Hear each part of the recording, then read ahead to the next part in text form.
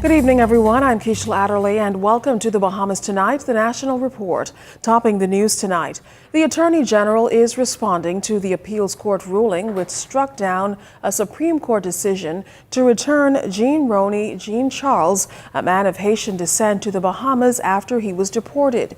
Jean Rony's attorneys were ultimately seeking status for him and plan to take the fight to the Privy Council.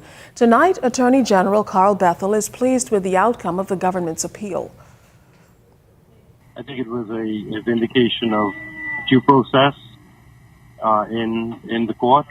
The Court of Appeal very clearly found that due process was not followed in the circumstances that were before the court, and that it was an error on the part of the trial judge to have allowed a constitutional motion to be added on to an application that was bound to fail, and then proceed to hear the constitutional motion.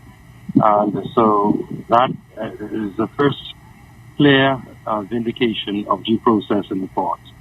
And of course, there's a second issue, is really that the Court of Appeal again quoted the trial judge that the applicant had not even been able to satisfy the court at the Supreme Court level that he was the person referred to in the birth certificate.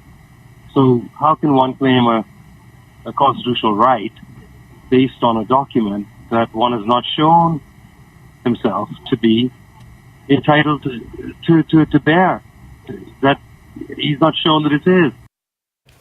Now, Mr. Bethel is urging calm in the aftermath of this ruling in a very emotional case. He notes that despite the defense's insistence about Jean Rony's right to residency, it was never proven what his true identity was, and he believes that the Privy Council will also take that into account once the case reaches that stage. It has always been a possibility for Mr. Rony to produce evidence to show that he is the person named in the birth certificate. It was always. Mm-hmm. This was known that it was going to be an issue from the time it was incorporated in the written ruling of the judge. Mm-hmm. So this is nothing new. Even in the course of the appeal, such evidence could have been produced. There was a cross appeal, you know. Mm-hmm. We appealed, and Mr. Smith put in a cross appeal. Mm-hmm. So he could have addressed his issue. The question that one would have to ask is why he didn't.